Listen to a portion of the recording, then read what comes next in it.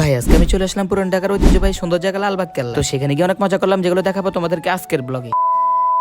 আসসালামু আলাইকুম এভরিওয়ান, কি অবস্থা সবার? ভাই আজকের ব্লগটা আমি স্টার্ট করতেছি লালবাগ থেকে। যাই হোক, বিকালের দিকে হাঁটতে চলে আসলাম পুরান ঢাকার ঐতিহ্যবাহী সুন্দর জায়গা লালবাগ কেল্লা। লালবাগ কেল্লা ঢুকতে হলে তোমাদেরকে 30 টাকা দিয়ে একটা টিকিট কিনতে হবে। যাই হোক, আমি আর দেরি না করে তাড়াতাড়ি 30 টাকা দিয়ে একটা টিকিট কিনে চলে আসলাম কেল্লার ভিতরে। এদিক দিয়ে হাঁটতে চলে আসলাম এমন একটা জায়গায় যেখানে পিলারের মতো এগুলো কি দাঁড় করে রাখছে। এগুলো কি আমি জানি না, যদি আপনারা কেউ জেনে থাকেন অবশ্যই কমেন্টস করে জানাবেন। যাই হোক, ওদিকে চলে আসলাম কেল্লার মধ্যে থাকা একটা বিল্ডিং এর ভিতরে। এখানে আসার পর কিছু মানুষ ব্যতীত তেমন কিছুই দেখিনি। তাই এখানে কিছুক্ষণ ঘুরে ঘুরে করে চলে আসলাম কেল্লার আরেক প্রান্তে। যাই হোক, কেল্লার মাঝখানে আপনারা এমন একটা বড় পুকুর দেখতে পাবেন। পুকুরটা যদি অনেক বড়, বাট পুকুরটার মধ্যে একটু পানি নেই। হয়তো বা বর্ষাকালে পুকুরটার মধ্যে পানি দিয়ে ভর্তি থাকে। যাই হোক, এদিক দিয়ে হাঁটতে চলে আসলাম এমন একটা জায়গায় যেখানে কেউ কেউ গার্লফ্রেন্ড আবার কেউ কেউ বউ নিয়ে বসে বসে গল্প করতেছে। ভাই দুঃখের কথা কি বলবো, আমার না আছে গার্লফ্রেন্ড না আছে বউ। তাই বুক ভরা দুঃখ নিয়ে লালবাগ কেল্লাকে বিদায় দিয়ে চলে আসলাম কেল্লার বাইরে থেকে একটা রেস্টুরেন্ট। ভাই এই রেস্টুরেন্টের নাম ছিল ভূতের বাড়ি। ভূতের বাড়ি নাম হওয়ার কারণে এই রেস্টুরেন্টের দেওয়ালের মধ্যে বেশিরভাগ জায়গায় কঙ্কাল অঙ্কন করা। আমি ভাই এগুলো দেখে বিনোদনই পাচ্ছিলাম। যাই হোক, এখানে কিছুক্ষণ বসে থাকার পর আমার অর্ডার করা খাবার চলে আসে। ভাই রেস্টুরেন্টের বাইরের মুখের অবস্থা দেখে তো আমি পুরাই অবাক। মানুষের সাথে সাথে ভূতও ভয় পাবে।